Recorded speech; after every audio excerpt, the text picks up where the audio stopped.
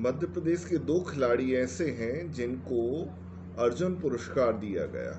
ये अर्जुन पुरस्कार जो है वो राष्ट्रीय स्तर का पुरस्कार है, लेकिन खिलाड़ी मध्य प्रदेश के 2 खिलाड़ी इस वर्ष नहीं, 2024 का ये जो पुरस्कार है वो 2025 में दिया गया है। ठीक है, तो अर्जुन पुरस्कार 2024 में मध्य प्रदेश के 2 खिलाड़ी शामिल हैं।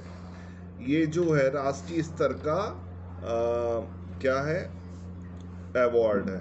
ठीक है, इसमें 2 लोग को मिला है अवार्ड। तो 2 लोग कौन कौन से हैं? एक पहले नंबर के हैं, लिखिए कपिल परमार। कपिल परमार,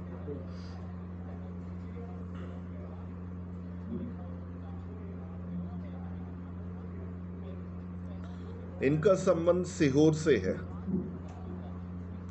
सीहोर,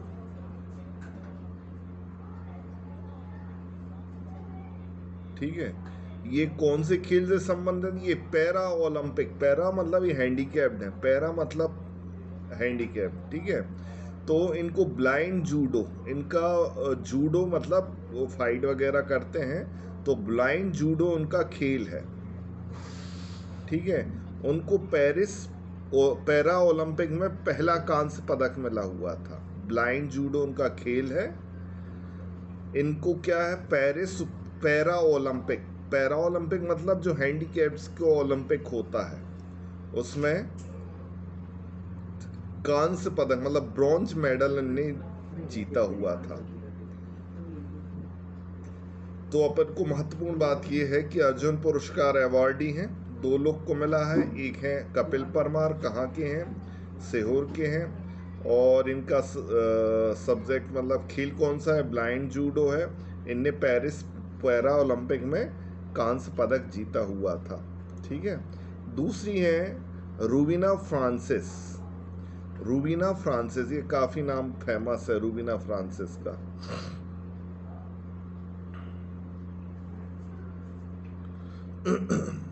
रूबीना फ्रांसिस जो है वो जबलपुर की हैं।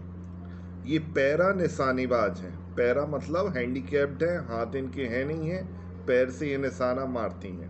ठीक है, तो ये पैरा निशानेबाजी है करती हैं। इनने भी पैरा ओलंपिक हुआ था, तो इसमें उनने कांस्य पदक जीता हुआ था।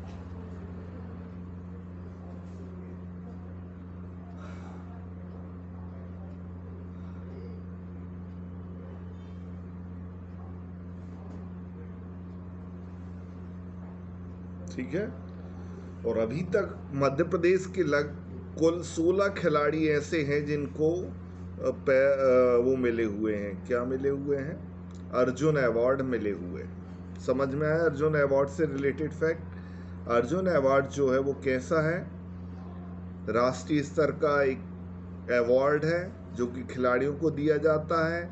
तो 2024 का जो अर्जुन अवार्ड 2025 में दिया गया, तो इसमें मध्य प्रदेश के 2 खिलाड़ी शामिल हैं। दोनों के दोनों पैरा खिलाड़ी हैं। पैरा मतलब हैंडीकैप्ड हैं, अपंग हैं। ठीक है, इनमें पहला है कपिल परमार का नाम आता। कपिल परमार का संबंध सीहोर से है। इनका ब्लाइंड जूडो खेल है। इनने पेरिस पैरा ओलंपिक में कांस्य पदक जीता हुआ था। दूसरी है रूबीना फ्रांसिस। रूबीना फ्रांसिस जबलपुर की हैं। इनने तीरंदाजी में, पैरा तीरंदाजी में पेरिस ओलंपिक उसमें क्या किया हुआ था? कांस्य पदक जीता हुआ था। ठीक है, अब आते हैं अपन मध्य प्रदेश के राज्य स्तरीय खेल पुरस्कार। मध्य प्रदेश में 3 प्रकार के पुरस्कार दिए जाते हैं। 3 नहीं, 4 प्रकार के खेल से संबंधित 4 पुरस्कार दिए जाते हैं। पहला है विक्रम पुरस्कार, दूसरा है एकलव्य पुरस्कार, तीसरा है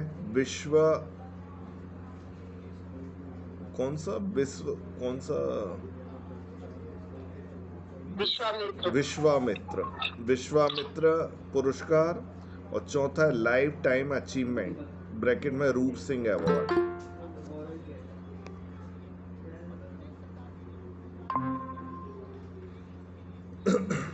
अब एक एक के बारे में समझते हैं। ठीक है, सबसे पहले आता है अपना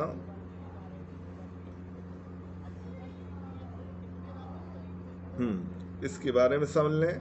मध्य प्रदेश में टोटल कितने 4 पुरस्कार दिए जाते हैं। ठीक है, 4 कौन कौन से? पहला विक्रम, एक मिनट,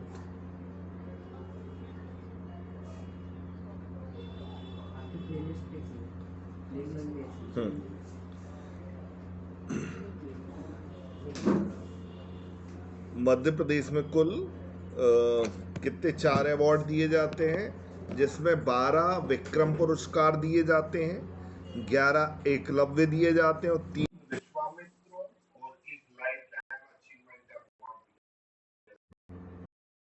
ठीक है, तो कुल कितने हो गए? 12 + 11 + 3 + 1 27। ठीक है, तो मध्य प्रदेश सरकार के द्वारा कुल 27 पुरस्कार दिए जाते हैं। एक बार फिर से, विक्रम पुरस्कार कितने खिलाड़ियों को मिलेगा? 12। ठीक है, दूसरा कौन सा था विक्रम के बाद? एकलव्य। एकलव्य 11 खिलाड़ियों को दिया जाता है। विश्वामित्र, जो विश्वामित्र पुरस्कार रहता वो प्रशिक्षक को दिया जाता, जैसे विश्वामित्र ने प्रशिक्षण दिया था, 3 लोग को दिया जाता है। और लाइफ टाइम अचीवमेंट पुरस्कार रूप सिंह बोलते हैं इसको। रूप सिंह एक मध्य प्रदेश के हॉकी खिलाड़ी थे, तो उन्हीं के नाम पे लाइफ टाइम अचीवमेंट पुरस्कार 1 को दिया जाता है। मध्य प्रदेश के वर्तमान में जो खेल मंत्री हैं वो हैं विश्वास सारंग।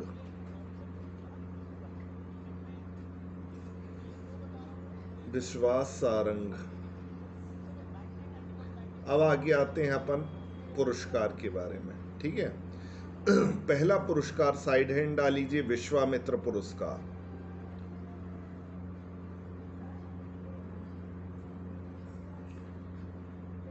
ठीक है, इसमें क्या रहता है, इसकी स्थापना कब हुई थी विश्वामित्र पुरस्कार की?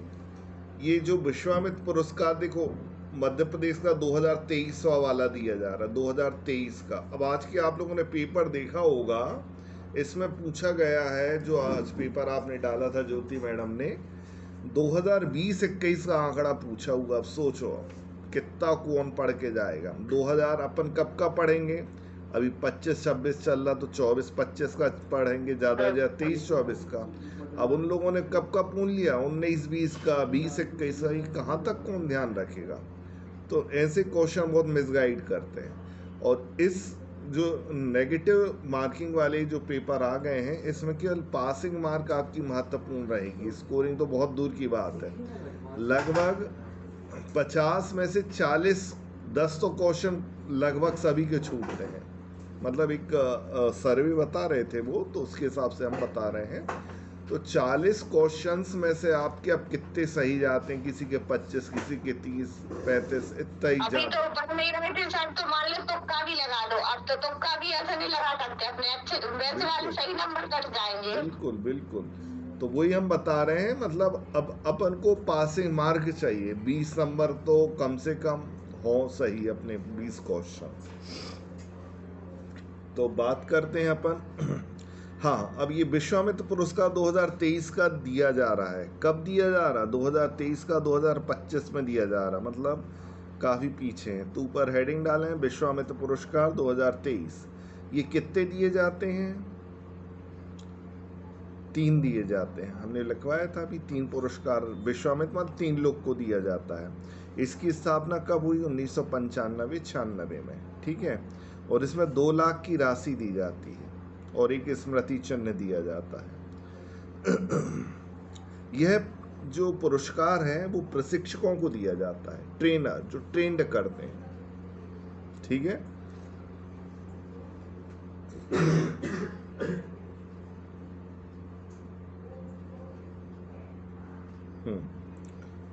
इसमें 2023 का जो कौन सा पुरस्कार की बात कर रहे अपन, विश्वामित्र, वो 3 लोग को मिला है। पहला कौन है? पहला लिखें पीयूष कांति बरोई।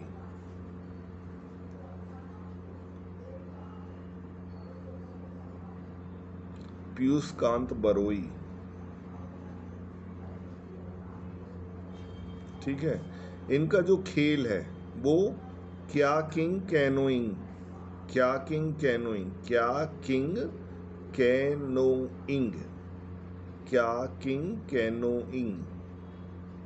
ये एक प्रकार से तैराकी होती है, मतलब स्विमिंग रहती है।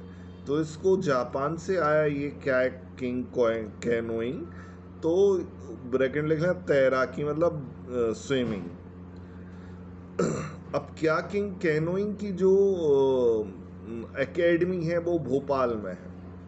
अधिकतर एकेडमी भोपाल में ही है, कुछ एक एकेडमी जबलपुर में भी है और इंदौर में कम ही है। तो क्या किंग कैनोइंग का संबंध भोपाल से है, तो ये भी भोपाल के ही हैं, पीयूष कांत बरोई। दूसरा है अशोक कुमार यादव, तीरंदाजी, शूटिंग, तीरंदाजी मतलब शूटिंग। तीरंदाजी की एकेडमी कहाँ पर है? पिछले पीएससी में प्रश्न आया था और गलत करके आए थे हम, जबलपुर में है, ठीक है। तो ये भी जबलपुर के ही अशोक कुमार यादव। फिर है लोकेंद्र शर्मा जो हैं वो हॉकी से हैं, ठीक है, हॉकी के हैं और हॉकी की जो एकेडमी है वो भोपाल में ही है।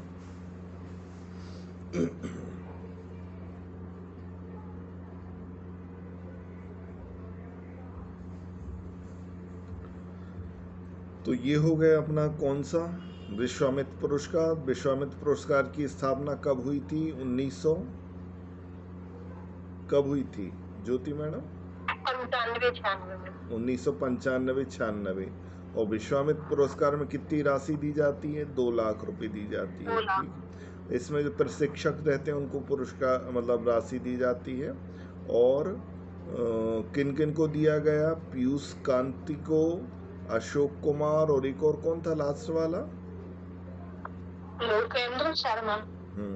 लोकेंद्र शर्मा का संबंध हॉकी भोपाल से है, अशोक का संबंध तीरंदाजी से जबलपुर से है, और पीयूष का संबंध कैनोई किंग स्विमिंग भोपाल से, ठीक है। अब आता अपना विक्रम पुरस्कार। अरे लोकेंद्र शर्मा भोपाल के निवासी होंगे ना? हाँ, भोपाल से कर रहे मतलब भोपाल के ही होंगे, ये अपन मान के चलते हैं। जैसे मलखंब का आ जाए, मलखंब की एकेडमी उज्जैन में है, तो जितने भी निकलते वो उज्जैन के ही निकलते हैं, ठीक है। मतलब कोई बड़े बड़े अवॉर्डी जो रहते हैं। अब आगे आता है विक्रम पुरस्कार।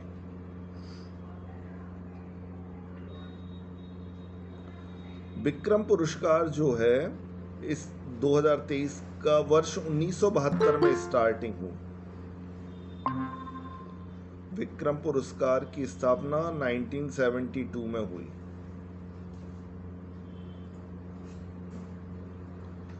इसमें सम्मान राशि मतलब जो विक्रम पुरस्कार खिलाड़ियों को दिया जाता है 2 लाख रुपए और स्मृति चिन्ह दिया जाता है 2 लाख रुपए। इनका ईयर ध्यान रखना पड़ेगा। विश्वामित्र पुरस्कार का ईयर कौन सा है अपना? 1995, ठीक है। विक्रम पुरस्कार का ईयर कौन सा है? 1972। राशि कितनी है? 2 लाख रुपए राशि दी जाती है।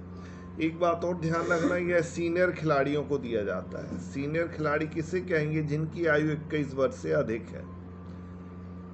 ये बात महत्वपूर्ण है। एक बार प्रश्न आ गया था विक्रम पुरस्कार कितनी आयु वालों को दिया, तो 21 वर्ष से अधिक आयु वालों को दिया जाता है।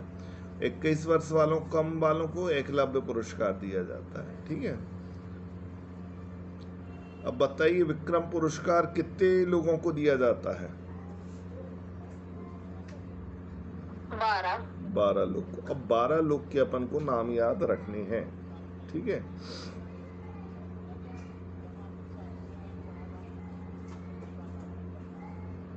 तो नाम अपन को ध्यान रखनी है, क्या क्या नाम है वो, उनका संबंध कहाँ से है, ठीक है। सबसे पहले है ऐश्वर्य प्रताप सिंह। उसमें पहले 3 कॉलम बना लेंगे, खिलाड़ी का नाम, जिला और खेल, ठीक है। ऐश्वर्य प्रताप सिंह पहला नाम, काफी महत्वपूर्ण और काफी फेमस नाम है ये। ऐश्वर्य प्रताप का संबंध शूटिंग से है। शूटिंग मतलब तीरंदाजी से, और ये खरगोन से हैं। इसको तो बहुत अच्छे से लर्न कर लेना। ऐश्वर्य प्रताप सिंह का काफी क्वेश्चन पूछा जाता है। ऐश्वर्य प्रताप का संबंध शूटिंग से, और वो खरगोन जिले के हैं।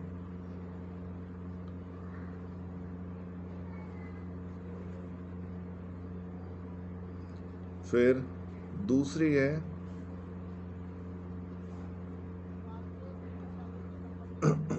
जाह्नवी श्रीवास्तव। जाह्नवी श्रीवास्तव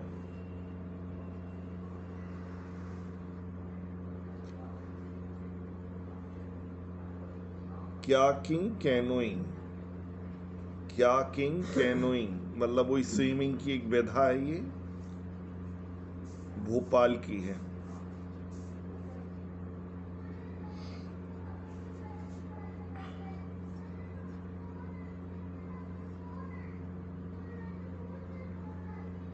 फिर तीसरी है रागनी मार्को। सोनिका मैडम, ये अपनी रागनी तो नहीं है? पता नहीं सर। पता करना, क्या ना तीरंदाजी की हो क्या? रागनी मार्को, तीरंदाजी जबलपुर की है ये।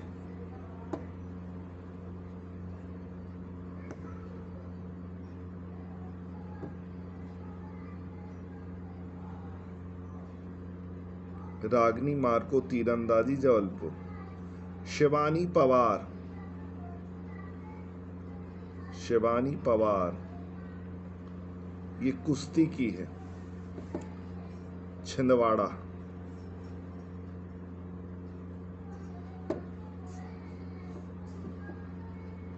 शिवानी पवार कुश्ती की, छिंदवाड़ा से है। फिर है श्रुति यादव, ये हमारे पाटन कॉलेज के प्राचार्य की वाइफ है। विजेंद्र यादव की वाइफ है श्रुति यादव। बॉक्सिंग से है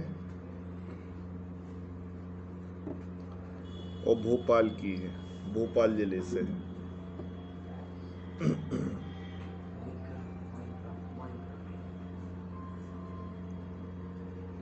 यामिनी मौर्य सागर, जूडो से और सागर।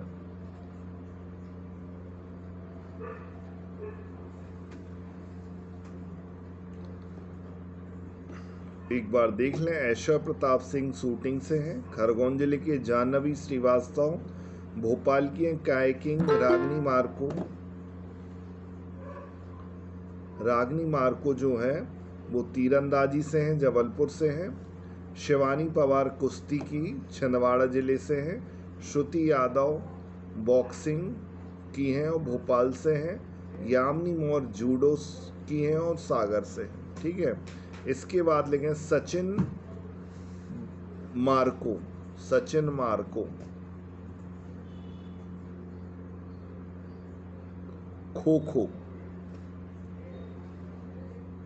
खो और देवास के हैं ये।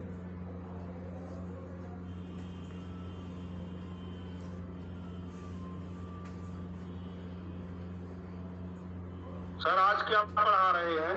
आज हम स्पोर्ट्स के बारे में बता रहे हैं। स्पोर्ट्स में जो खिलाड़ियों को विक्रम पुरस्कार, विश्वामित्र पुरस्कार, एकलव्य पुरस्कार जो दिए जा रहे हैं ना, उनके नाम आते हैं, पूछे जाते हैं कौन से जिले से संबंधित हैं।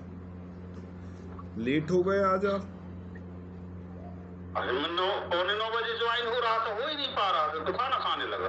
अच्छा, नहीं थोड़ी 2 मिनट लेट हो गए थे हम।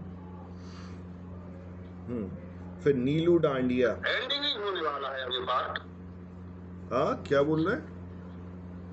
जनरल नॉलेज वाला पार्ट खत्म होने वाला है, 9:15 बज गए ना। नहीं, अभी थोड़ा सा और पढ़ेंगे। नीलू डांडिया हॉकी से हैं और मंदसौर की हैं।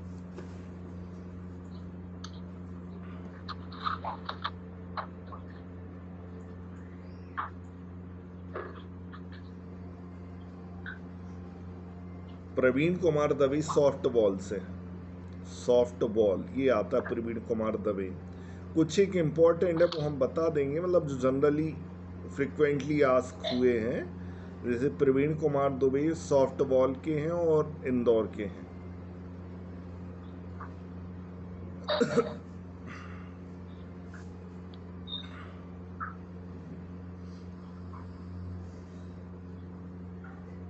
फिर रूबीना फ्रांसिस, देखो रूबीना को अर्जुन पुरस्कार ही मिल गया और विक्रम पुरस्कार ही मिला। रूबीना फ्रांसिस कहाँ की हैं? जबलपुर की। ये शूटिंग वाली हैं।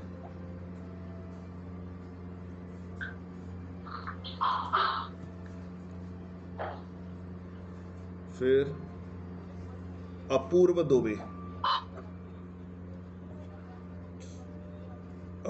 Dubey power lifting.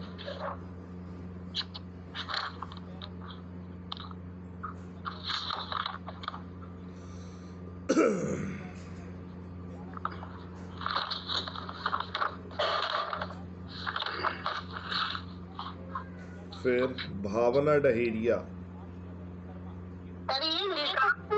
कहाँ के हैं सर? क्या? ये कहाँ के हैं? इंदौर के।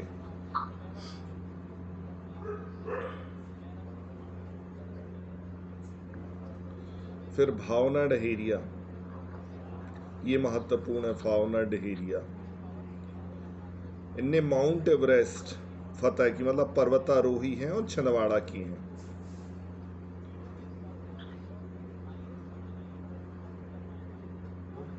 और महिला सशक्तिकरण को प्रमोट करने के लिए एम्बेसडर हैं, मतलब कुछ महिलाओं की सशक्तिकरण के लिए विज्ञापन देती हैं। लिख लेना ये महिलाओं सशक्तिकरण का, वो हमें ध्यान नहीं आ रहा, लेकिन भावना डेहरिया का संबंध छिंदवाड़ा की हैं और पर्वतारोही हैं। और ये महिला सशक्तिकरण के लिए कुछ इनने काम किया या कुछ है, इस काम में ध्यान नहीं आ रहा, लेकिन ब्रैकेट में लिख लें।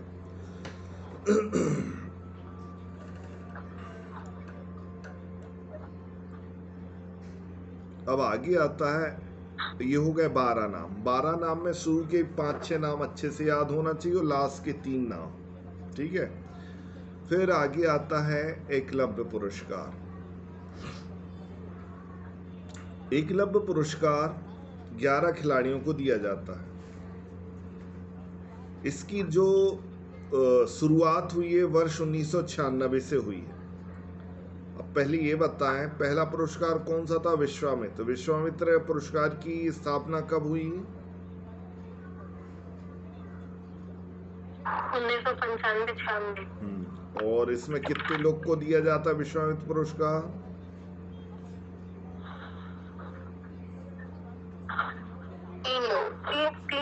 3 लोग को, ठीक है। फिर इसमें राशि कितनी रहती है? 2 लाख, ठीक है। 3 लोग को दिया गया। फिर उसके बाद विक्रम पुरस्कार की स्थापना कब हुई? 1972 में। ये किनको दिया जाता है? जिनकी आयु 21 वर्ष से अधिक हो। अब आता है एकलव्य पुरस्कार, 11 खिलाड़ियों को दिया जाएगा। इसकी स्थापना 1996 में हुई और 1 लाख रुपए 1 लाख रुपए इसकी राशि है। यहाँ पर खिलाड़ियों के नाम याद करने की ज़रूरत नहीं है, ध्यान रखना। जनरली नाम तो दिए हैं, लेकिन 1-2 जो नाम जो महत्वपूर्ण है वो बस हम लिखवा रहे हैं, पूरे 11 नाम नहीं लिखवाएंगे, ठीक है। तो इनके जो खिलाड़ी रहते हैं वो 21 वर्ष से कम वाले रहते हैं, ये ध्यान रखना, जिनकी एज 21 वर्ष से कम हो, ठीक है। तो कुछ खिलाड़ियों के नाम लिख लें, जैसे कि ऋतुराज बुंदेला,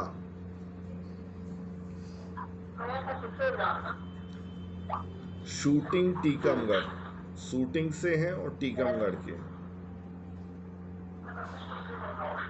ऋतुराज बुंदेला।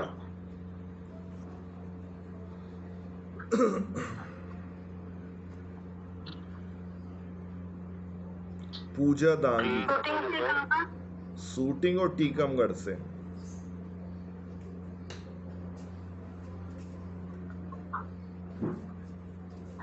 फिर भूमि बघेल,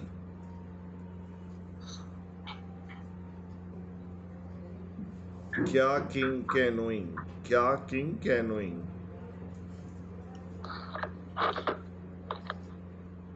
ये महेश्वर भूमि बघेल, क्या किंग कैनोइंग एक खेल है स्विमिंग का। क्या किंग कैनोइंग महेश्वर से है।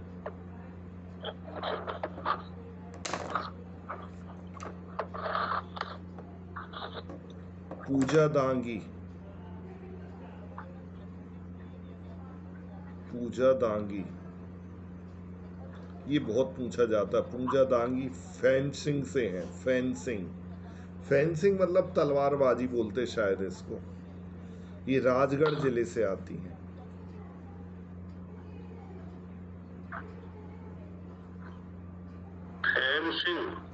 राजगढ़ जिले से है। बस इतने ही नाम सफिशिएंट है।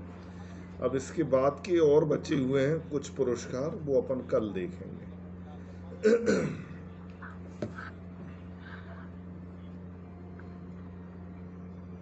चलिए अब आते हैं अपन, कल अपन ने क्या क्या पढ़ा हुआ था। महिमा मैडम थोड़ा प्रकाश डालो।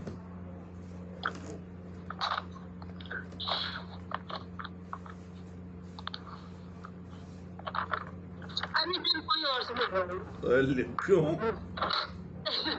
ढूंढना पड़ेगा कहाँ से क्या तरह का टाइप ऑफ एफडीआई बताए थे नहीं। आप बताओ, कल डेट डाला करो कल का। एफडीआई के सिद्धांत, BOP balance of payment. FDI के सिद्धांत हमने नहीं बताया थे, बीओपी बस बताया था। हमने कहा था ये कल बताएं। बीओपी में कितने अकाउंट रहते हैं? 3। कौन कौन से? एक करेंट अकाउंट रहता है, एक कैपिटल अकाउंट होता है और एक एरर ऑफ एंड फॉर्मेशन होता है। कैपिटल अकाउंट में क्या आता है? विदेशों से लिया एवं दिया गया ऋण, और विदेशी मुद्रा भंडार में परिवर्तन, इन्वेस्टमेंट, ये सब। कितनी चीजें आती हैं? 3। एक और क्या बचा? ऋण बता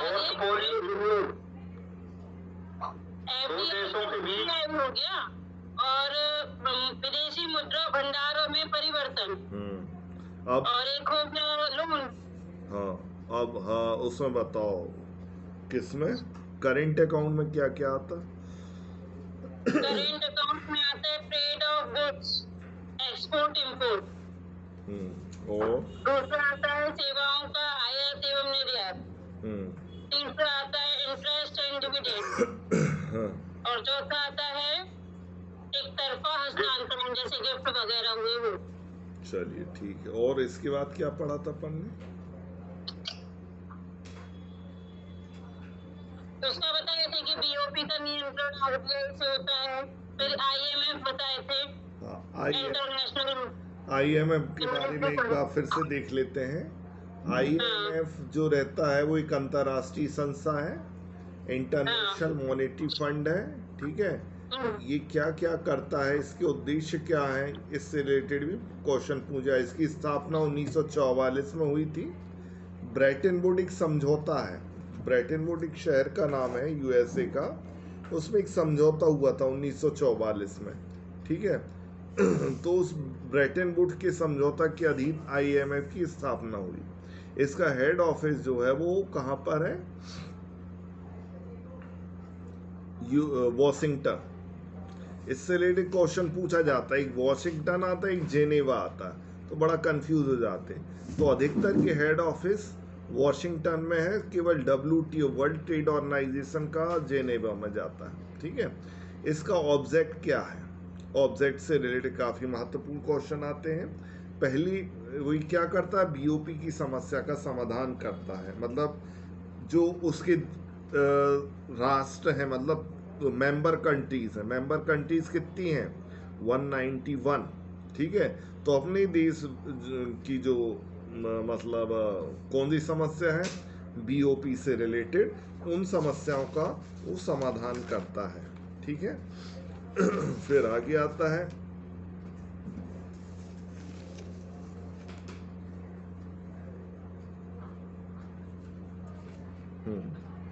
फिर आर्थिक स्थिरता लाना, ये इनका प्रमुख कार्य है। ये क्या करते हैं? अल्पकालीन ऋण प्रदान करते हैं, ठीक है। और क्या करते हैं? व्यवसाय व्यापार की वृद्धि करने के लिए होता है। इनका एक बात महत्वपूर्ण बात ध्यान रखना, IMF में SDR इशू किया जाता है। SDR क्या है? SDR एक स्पेशल ड्राइंग राइट, मतलब विशेष आहरण अधिकार। यह अधिकार किसको दिया जाता है? केवल जो उसके कंट्री देशेस, मतलब जो उनके 191 जो देशेस कंट्रीज हैं, उनको विशेष आहरण का अधिकार दिया, मतलब लोन लेने का अधिकार दिया जाता है। अब SDR कौन इशू करता है? ये बात ध्यान रखना, IMF इशू करता है, ठीक है। अब ये जो है इस कब बना हुआ? SDR की स्थापना कब हुई? 1969 में। SDR है जो कॉम्बिनेशंस है, कॉम्बिनेशन है जो कंट्रीज की जो करेंसीज रहती हैं, वो 5 देशों की करेंसी इसमें शामिल है। कितने देशों की? 5 देशों की। पिछली अपने कॉमर्स में आया था प्रश्न कि सब SDR में सबसे ज़्यादा करेंसी किस देश की होती है या किसकी है? तो सबसे पहले आता है US डॉलर, USA का, संयुक्त राज्य अमेरिका का US डॉलर आता, फिर यूरो आता, फिर येन आता या जेन आता, पाउंड आता, फिर चाइनीज रेम्बो आता, ठीक है। ये बात ध्यान रखिएगा। ये हो गए अपने IMF से रिलेटेड क्वेश्चन, ये काफ़ी महत्वपूर्ण चल रहे हैं। इससे रिलेटेड 4, 5, 6 क्वेश्चंस आते ही हैं। अब आगे चलते हैं।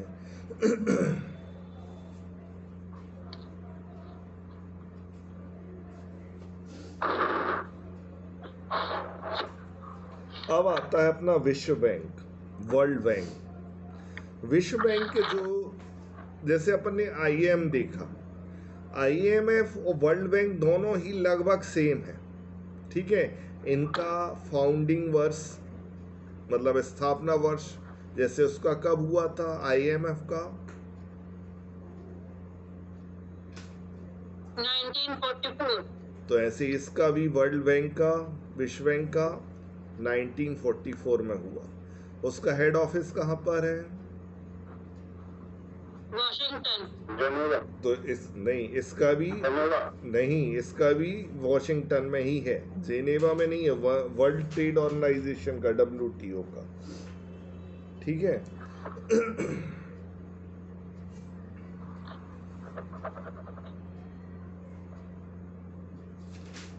अब देखो, एक ब्रेटन वुड समझौता होता है, ये बात ध्यान रखना, ये ब्रेटन वुड समझौता बार बार आएगा प्रश्न में। ये ब्रेटन वुड क्या कहलाता है? ब्रेटन वुड एक देश का नाम है, ठीक है। इनका एक समझौता हुआ था, तो इसमें 2 चीज़ों की स्थापना हुई थी। ब्रेटन वुड सम्मेलन में IMF के साथ IBRD की स्थापना हुई, ठीक है। IBRD का फुल फॉर्म अभी हम बताएंगे। इनकी 2 संस्थाएं हैं, विश्व बैंक की 2 संस्थाएं हैं, ठीक है। तो विश्व बैंक की कितनी संस्थाएं? वर्ल्ड बैंक की एक IBRD है और एक IDA है, या इसको ऐसा पहले तो इसके ऑब्जेक्ट लिखो, अच्छा नहीं तो कंफ्यूज हो जाओगे। लिखिए मेन ऑब्जेक्ट,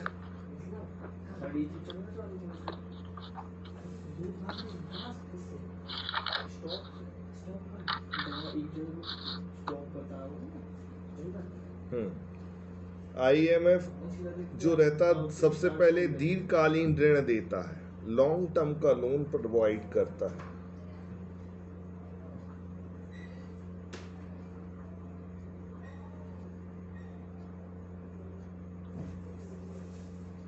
गरीबी का उन्मूलन करता है, मतलब जो उसके राष्ट्र हैं, ये ध्यान रखना, जैसे उसके कितने राष्ट्र हैं 191, ठीक है, तो ऐसे इसके ही 191 है।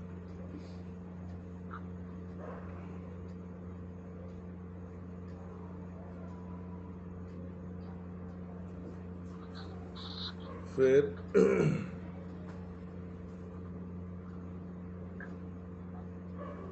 बीओपी के संतुलन, बीओपी को बैलेंस करने में परोक्ष रूप से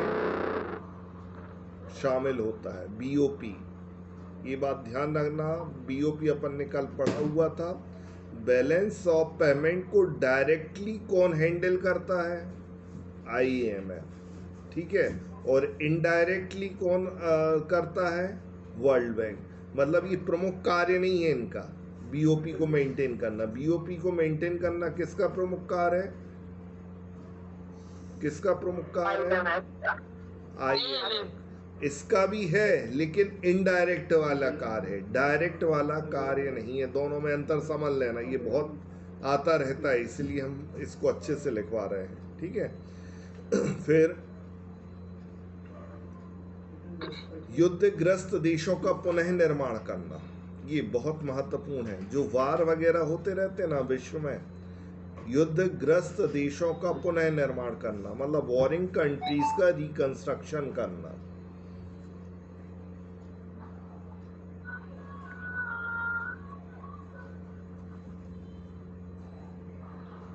ठीक है,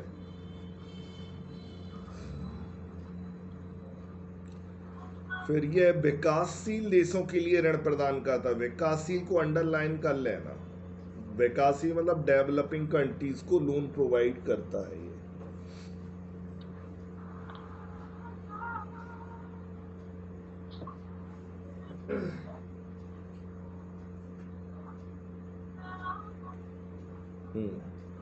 अब ये बात ध्यान रखिएगा, इसकी स्थापना 1944 में हुई थी, काम करना शुरू हुआ नहीं, इसकी स्थापना 27 दिसंबर 1945, ये डेट एग्जैक्ट डेट लिख लीजिए, 27 दिसंबर 1945।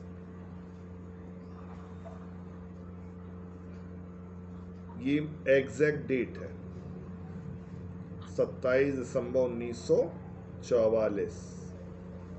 और काम की जो शुरुआत हुई उसकी 25 जून 1946 में शुरू हुई। काम करना इनने कब शुरू किया, 25 जून 1946, मतलब वर्किंग स्टार्टिंग ऑफ वर्किंग 25 जून 1946। ये महत्वपूर्ण नहीं है, लेकिन ये स्थापना बहुत महत्वपूर्ण, स्थापना डेट 27 दिसंबर 1945। अब देखो, वर्ल्ड बैंक ग्रुप चलता है। वर्ल्ड बैंक ग्रुप का मतलब इसमें 5 संस्थाएं शामिल हैं वर्ल्ड बैंक ग्रुप में, ठीक है। तो लिखें वर्ल्ड बैंक, विश्व बैंक ग्रुप के अंतर्गत 5 संस्थाएं आती हैं। There are 5 institution in world bank group.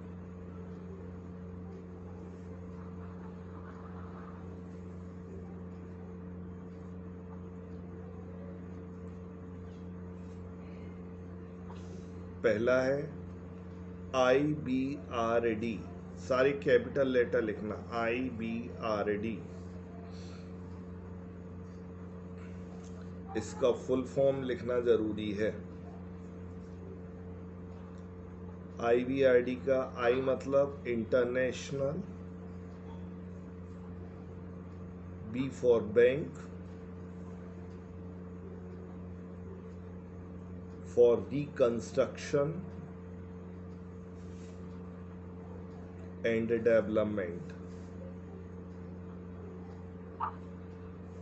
International bank for reconstruction and development. इसकी स्थापना जो वर्ष है 1944 है।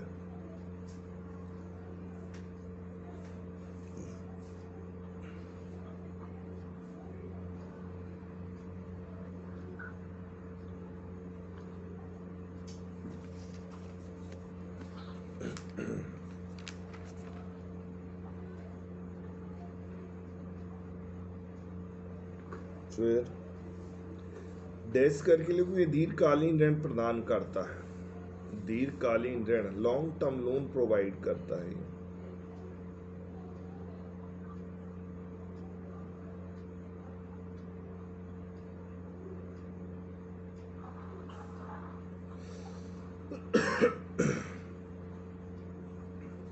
ये हो गई पहली संस्था IBRD। अब आता IDA, IDA international development association, international development association.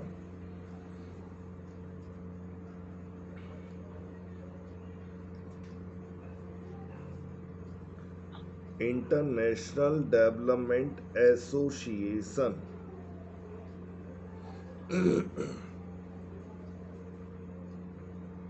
Dash करके लिखे, गरीब देशों को ऋण देता है।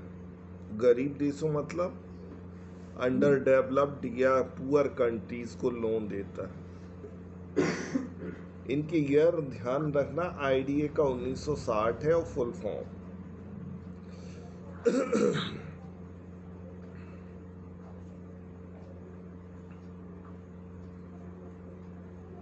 अब आगे आता है IFC,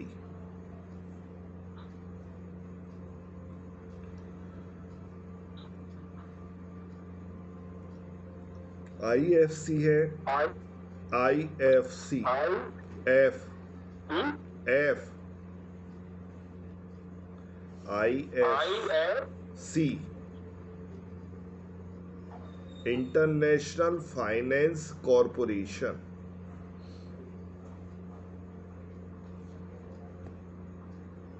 इनका ईयर है 1956, 1956।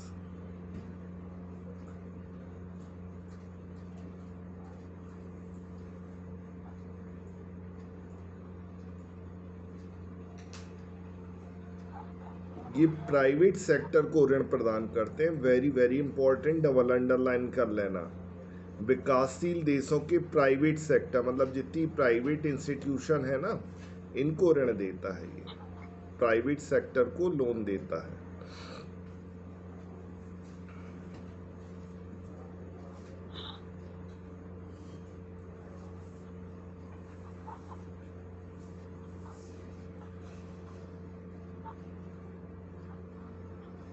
ये हो गया IFC। फिर आता है मीगा, MIGA, मीगा।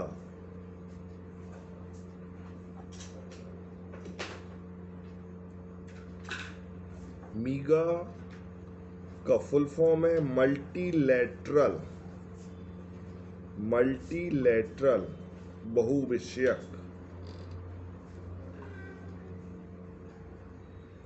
Multilateral I for investment guarantee agency.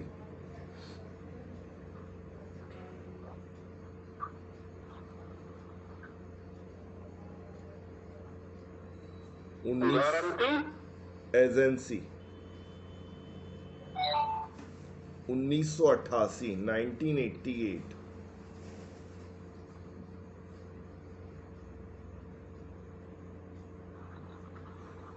ये क्या करता है? ये जोखिम को वहन करता, मतलब जो सदस्य राष्ट्र हैं 191 देश हैं इनकी जोखिम जो रहती हैं, जोखिम को जैसे अपन मान लीजिए इंश्योरेंस करवा लेते हैं ना, तो ऐसे ये भी क्या करता है? रिस्क कवर करता है। जोखिम को लिख लेना, जोखिम कवर करता है, जोखिम को वहन करता है मीगा। 1988 में आया ये।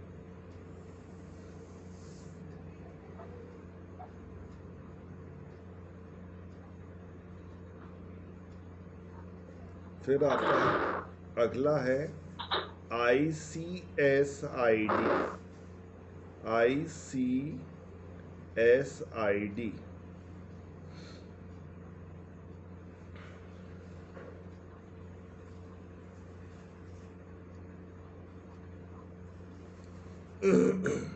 इतना बड़ा फुल फॉर्म वैसे पूछा नहीं जाएगा, लेकिन फिर भी लिख लें।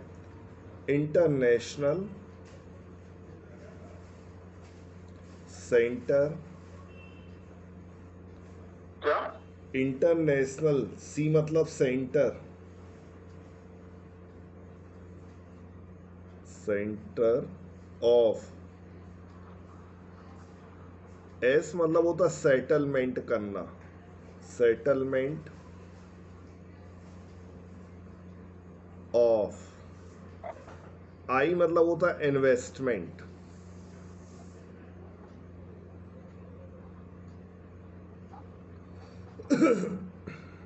I for investment, D for dispute,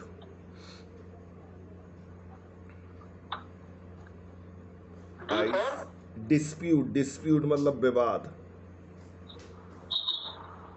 1966 1966 में इसकी स्थापना हुई।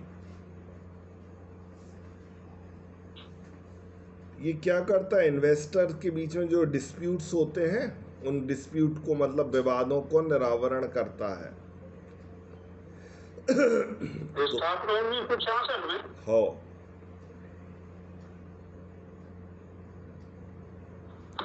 अब देखो इसमें वर्ल्ड बैंक समूह में सबसे पहले तो इसकी स्थापना 1944 में हुई, लेकिन 27 दिसंबर 1945 को रियल स्थापना मानी जाती है। इसका हेड ऑफिस वॉशिंगटन में है।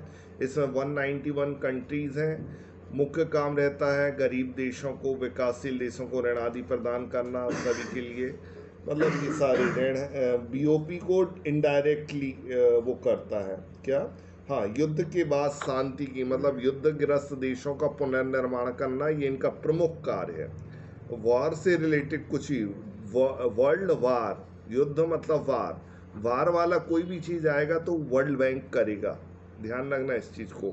वार से रिलेटेड मतलब युद्ध वगैरह जो होते हैं ना, जैसे अभी ईरान और इराक का युद्ध हुआ, अब ईरान को इसमें बहुत ज़्यादा क्षति हुई, तो इसकी भरपाई के लिए वो क्या, ईरान क्या करेगा, वर्ल्ड बैंक से मदद मांग सकता है। फिर इसमें मुख्यतः विश्व बैंक की संस्थाओं में मुख्यतः 5 ग्रुप्स आते हैं, 5 बैंक्स आते हैं। ये 5 बैंकों को हेड है वर्ल्ड बैंक। पहला IBRD, international board of international, क्या बताया था IBRD का full form? International bank reconstruction and development. इसकी स्थापना कब हुई थी? 1944 में। ठीक है, ये दीर्घकालीन ऋण प्रदान करते हैं।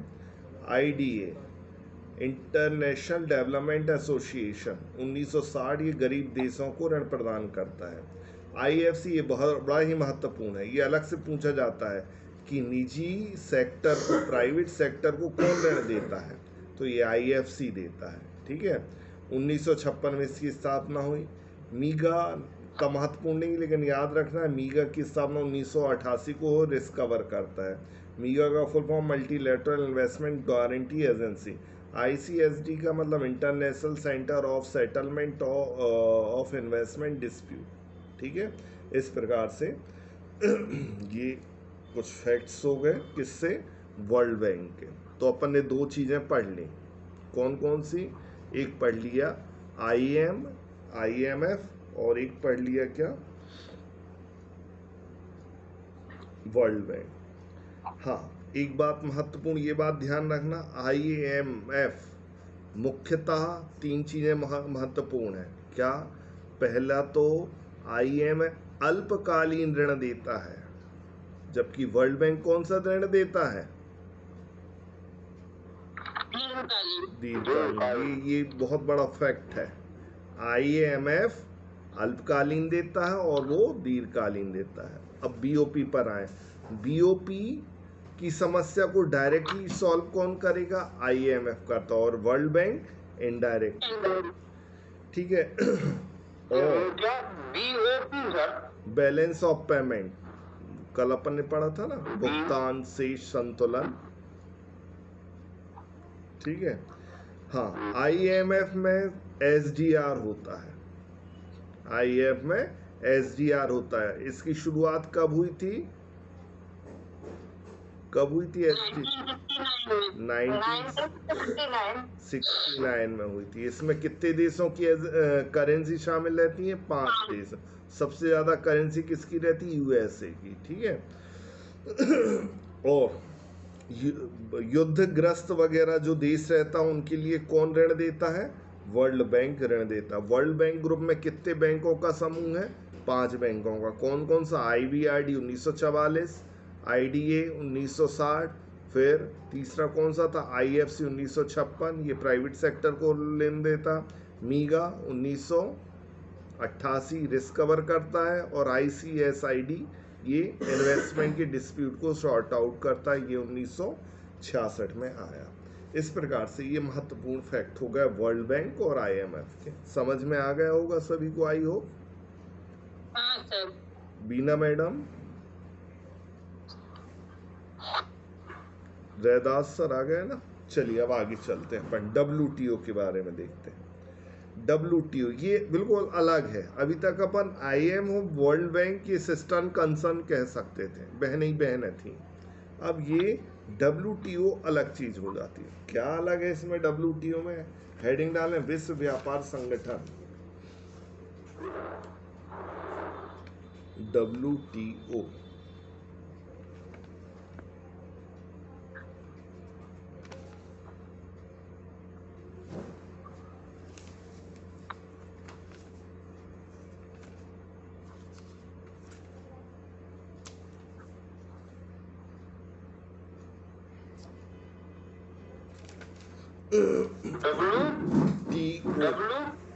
डब्ल्यूटीओ वर्ल्ड ट्रेड ऑर्गेनाइजेशन, विश्व व्यापार संगठन हो, विश्व व्यापार संगठन। चला गया।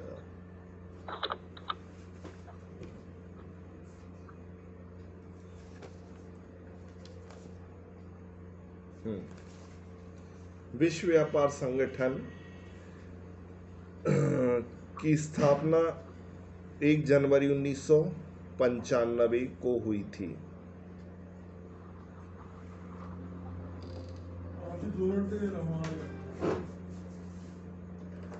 इसका हेड ऑफिस जिनेवा में है, Geneva, head office Geneva.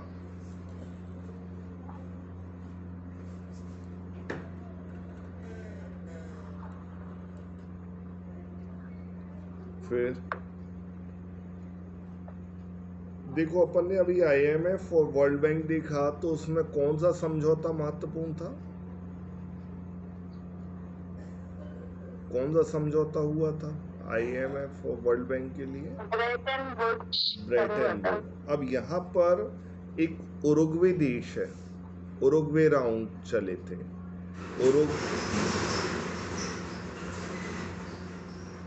WTO का संबंध उरुग्वे राउंड से है, GATT गेट से और डंकल से। डंकल एक प्रस्ताव था, डंकल प्रस्ताव, ये लिख लो। डब्ल्यूटीओ का संबंध उरुग्वे राउंड, उरुग्वे कंट्री का नाम है, ठीक है। फिर Uruguay round, GATT GATT GATT से है। और हमें ऐसा ध्यान है कि डंकल भी इसी से रिलेटेड, डंकल। अब ये है कि नहीं वो बाद में, लेकिन लिख लो, डंकल भी इसी से रिलेटेड है।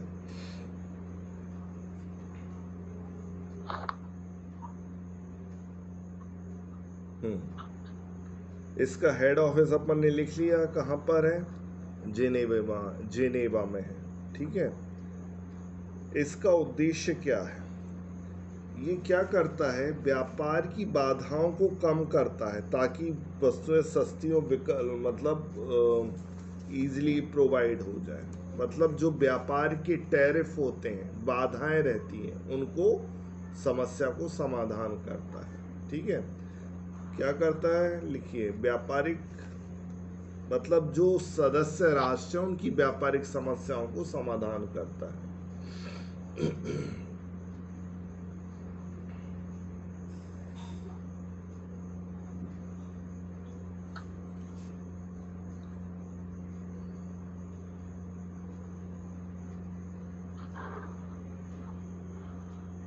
सदस्य राष्ट्र कितने होते हैं? 166 166 कंट्रीज शामिल है इसमें, और इंडिया सबकी फाउंडिंग मेंबर है, फाउंडर है। ठीक है, अभी तक अपन ने जितना देखा।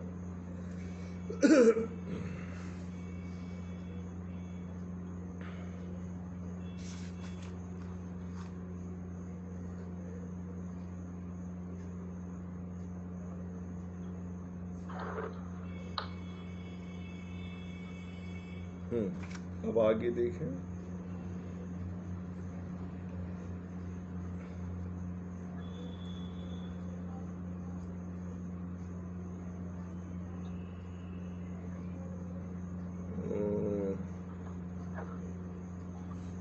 इसमें जो वर्ल्ड ट्रेड ऑर्गेनाइजेशन का स्ट्रक्चर है, स्ट्रक्चर मतलब टॉप मैनेजमेंट जो है, उसके बारे में देख लेते हैं थोड़ा। WTO की जो संरचना है वो कैसी है? तो WTO संचालन के लिए एक सामान्य परिषद होता है। WTO को संचालन करने के लिए एक सामान्य परिषद होता है। सामान्य परिषद मतलब मिनिस्ट्रियल कॉन्फ्रेंस।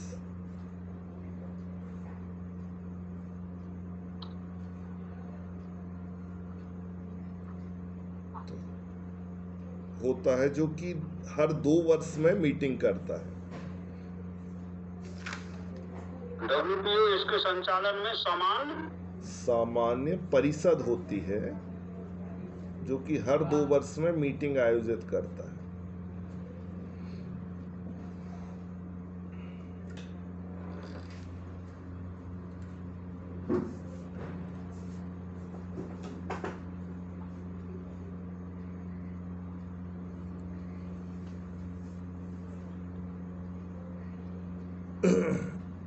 अगला पॉइंट डाल के लिखें, WTO में ट्रिप्स होता है। Trips, TRIPS, trips.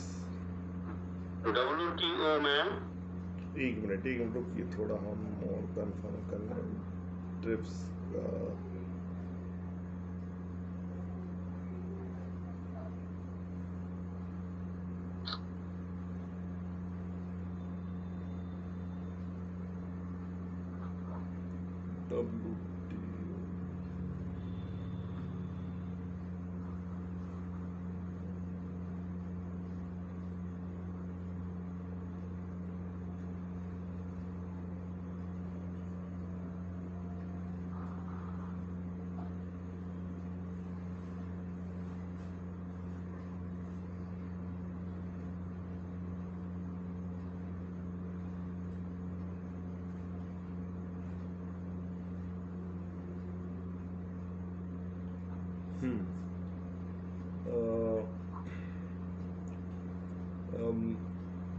क्या बात है, इतने सारे लोग छोड़ के जा रहे हैं। इतना बुरा पढ़ा रहे क्या आज आप? काम होगा, संडे है, कल की तैयारी। अच्छा, क्या बता रहे थे? हाँ, इसमें मेजर एग्रीमेंट किए जाते हैं। मेजर एग्रीमेंट मतलब बहुत सारे इसमें एग्रीमेंट होते हैं। क्या क्या एग्रीमेंट होते हैं? पहला लिखें, मुख्य एग्रीमेंट को क्या बोलते हैं इंग्लिश में, हिंदी में? मुख्य समझौता। हाँ, मुख्य समझौता।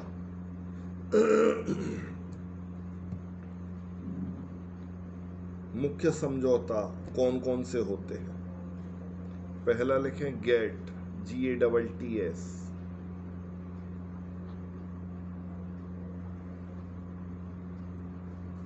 ब्रैकेट में लिख लें सर्विस, सेवा से संबंधित है। सेवाओं से संबंधित कोई भी चीज गेट्स में आती है।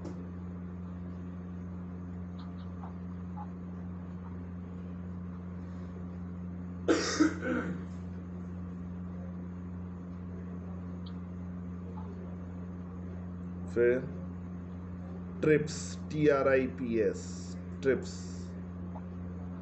आजकल बहुत ज़्यादा सेमिनार हो रहे हैं ट्रिप्स पर। ट्रिप्स मतलब क्या होता? बौद्धिक संपदा अधिकार, इंटेलेक्चुअल प्रॉपर्टी राइट।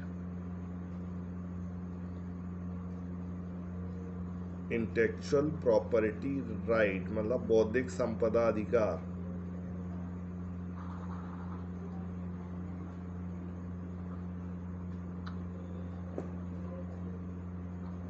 फिर फुल फॉर्म इसका? ट्रिप्स का ट्रेड, इसका full form trade related intellectual property right होता है। ट्रिप्स मतलब बौद्धिक संपदा अधिकार सफिशिएंट है, इंटेलेक्चुअल प्रॉपर्टी राइट। फिर आता है ट्रिम्स, TRIMS।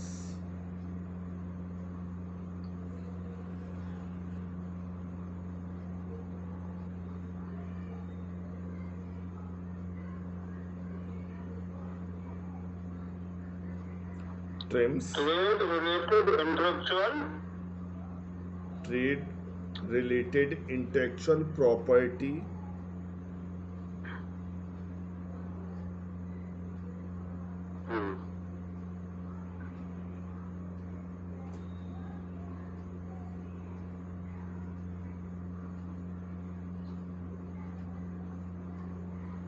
प्रॉपर्टी राइट मतलब जैसे पेटेंट, कॉपीराइट, ट्रेडमार्क, ये सब जो रहते हैं ना इंटेलेक्चुअल प्रॉपर्टी कहलाते हैं। मतलब बौद्धिक संपदा अधिकार, इनसे रिलेटेड कोई भी चीज होगी वो WTO निपटान करता है। फिर आता है ट्रिम्स। ट्रिम्स का मतलब होता है कि TRIMS, TRIMS, TRIMS, MS, TRIMS. ये बहुत पूछा जाता है। ट्रिम्स का संबंध किससे है? ट्रिम्स का संबंध विनियोग से है। आई मतलब यहाँ इन्वेस्टमेंट।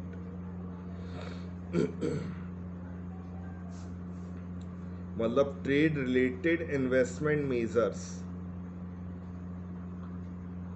ट्रिम का संबंध इन्वेस्टमेंट, विनियोग से है।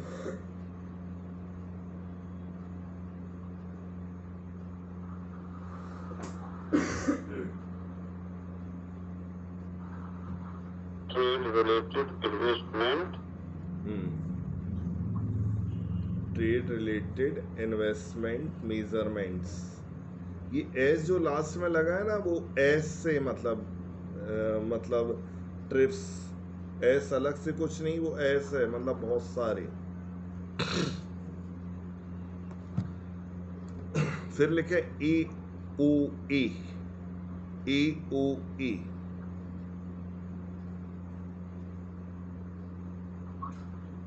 इसका फुल फॉर्म है एग्रीमेंट ऑन एग्रीकल्चर।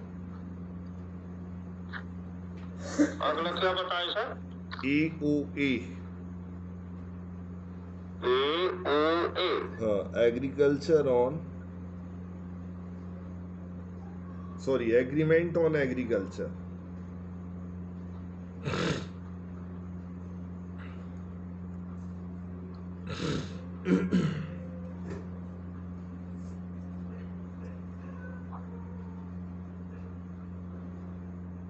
इसका मतलब समझो, ये काफी महत्वपूर्ण है। एग्रीमेंट ऑन एग्रीकल्चर का मतलब कृषि समझौता है। क्या है? कृषि समझौता। ये कृषि समझौता 1995 में लागू किया गया। तो लिख लीजिए, यह है समझौता 1995 में लागू किया गया।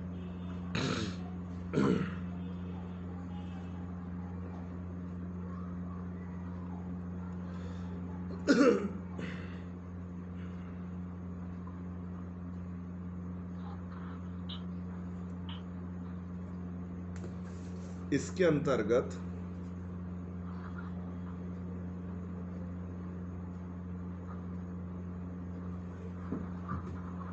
अंतर्गत मुख्यतः निम्न सब्सिडीज दी जाती हैं, निम्न अनुदान दिए जाते हैं।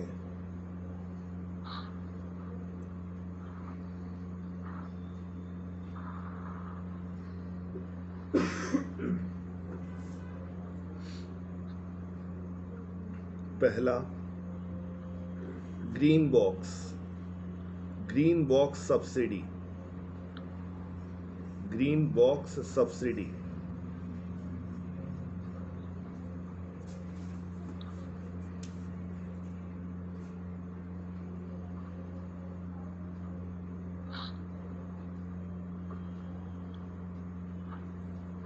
ग्रीन बॉक्स सब्सिडी मतलब ये इसको ऐसा समझ सकते हैं, AOA में मतलब WTO के द्वारा सब्सिडी दी जाती। ग्रीन बॉक्स मतलब पर्यावरण के लिए, खाद्य सुरक्षा के लिए अनुदान प्रदान करता है। कौन प्रदान करता है? WTO। किस चीज़ के लिए? पर्यावरण, एनवायरनमेंट के लिए, खाद्य के लिए। ठीक है, इसको अच्छा माना जाता है, ये अच्छी सब्सिडी है। कुछ बुरी भी रहती, वो अभी आएगा आगे।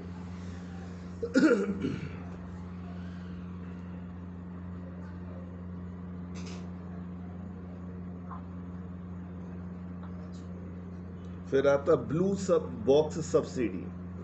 Blue box subsidy, blue box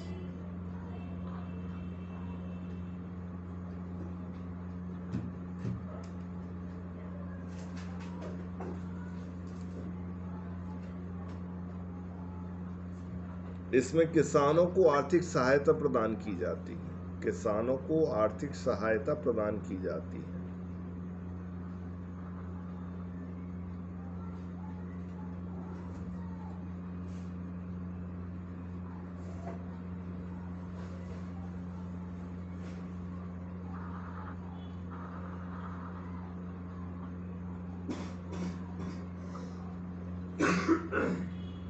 ठीक है, फिर लिखो अंबर सब्सिडी।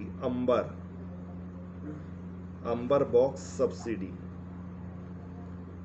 ये काफी महत्वपूर्ण है। ये अंबर box, blue box, green box. Green box अच्छी मानी जाती है, पर्यावरण संबंधित है। ब्लू बॉक्स का संबंध किससे रहता है? ब्लू बॉक्स किसानों के लिए आर्थिक सहायता प्रदान करता है। अंबर बॉक्स क्या करता है? बिजली, उर्वरक मतलब फर्टिलाइजर्स, बिजली और सिंचाई के लिए सब्सिडी देता है अंबर बॉक्स।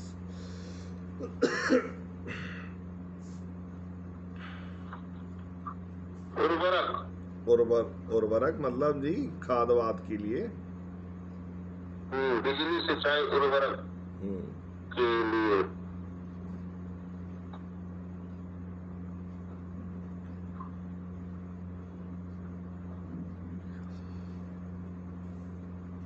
फिर red box subsidy. Red box ये पूर्णतः प्रतिबंधित है। ये सब्सिडी पूर्णतः प्रतिबंधित है। अंबर के लिए क्या बताया? ये उर्वरक, बिजली, सिंचाई के लिए अनुदान प्रदान करता है। ये सारी WTO में ही चल रहे हैं। WTO में ये इतनी संस्थाएं रहती हैं जो अपने हिसाब से देशों को ऋण प्रदान करती हैं। ग्रीन बॉक्स, ब्लू बॉक्स, अंबर box, red box. Red box सबसे खराब मानी जाती है, सबसे इसको कोई नहीं लेता है, कोई भी राष्ट्र। ये स्वीकार्य नहीं, ये इंडिया में पूर्णतः प्रतिबंधित है। मतलब इंडिया, भारत देश रेड बॉक्स सब्सिडी नहीं ले सकता। रेड बॉक्स का हमें ऐसा ध्यान है, ये आतंकवाद वगैरह जो रहता है ना, उनके उत्थान, जैसे पाकिस्तान हुआ है ना, इस टाइप की कोई टेररिस्ट टाइप की या ऐसा कुछ रहता, तो इसलिए भारत में पूर्णतः प्रतिबंधित है। इस पर मतलब अनुदान का प्रयोग नहीं कर सकते। और एक फैक्ट और ध्यान रखना, अंबर बॉक्स जो सब्सिडी है वो व्यापार को बाधित करती है। लिख लीजिए, ये व्यापार को बाधित करती है। तो मान लीजिए प्रश्न आ जाता है कि ऐसी कौन सी सब्सिडी है जो व्यापार को बाधित करती है, जो खराब मानी जाती है। रेड नहीं दिया है, रेड बॉक्स नहीं दिया है, तो फिर तुमको अंबर बॉक्स टिक करना पड़ेगा। अंबर बॉक्स ही व्यापार को बाधित करती है। अब क्यों करती है इसका रीज़न नहीं मालूम है हमें, लेकिन अंबर बॉक्स एक तो क्या करता है, अनुदान देता है किस चीज़ के लिए, उर्वरक, बिजली, सिंचाई के लिए, और दूसरा पॉइंट इसमें ये भी लिखा है व्यापार को बाधित भी करता है ये अंबर बॉक्स। ठीक है, तो इस प्रकार से अपनी WTO बहुत महत्वपूर्ण चीज़ें हो गई। अब इसमें अपन कल से पढ़ेंगे, ये तो अपने 3 IMF, वर्ल्ड बैंक और WTO, ये 3 मुख्य संस्थाएं, अंतर्राष्ट्रीय संस्थाएं होंगी। अब उसके बाद छोटी छोटी संस्थाएं, मतलब जो विदेश में चल रही हैं, सॉर्क हो गया, अंकटॉड हो गया, इनके बारे में कल अपन पढ़ते हैं। ठीक है, चलिए। सर आज का पेपर देखे हो? हाँ सर, देखा है, काफी कठिन पेपर आया। माइनस मार्किंग है, इसके बाद में कठिन पेपर आया है सर। मार्किंग है और उसके बाद है, मतलब इसमें तो पासिंग मार्क्स आ रहे हैं, यही बहुत महत्वपूर्ण है। अच्छे अच्छे लोग धराशायी हो जाएंगे। इसमें जो फैक्ट पूछे गए 2020-21 के पूछ रहे हैं, मतलब 26 में कहाँ, 26 से 25 वाला पूछ ज्यादा है, 24 वाला पूछ लो। अब 20-21 वाला कोई कहाँ तक ध्यान रहेगा, छोटी मोटी चीजें थोड़ी रहती हैं ये, मतलब ये तो पास होना ही बड़ी बात हो जाएगी सर पेपर में। पास होना ही, ऐसे लोग ही निकल पाएंगे जो कि एडमिशन वाली PSC दे रहे हो, वो यहाँ पर आ गए हों, मतलब जो सिविल सर्विसेज की दे रहे हो, जो लगातार लगे हुए हैं, बिल्कुल सालों से पढ़ रहे हैं, वो हर चीज इनको करंट अफेयर सब पता, वो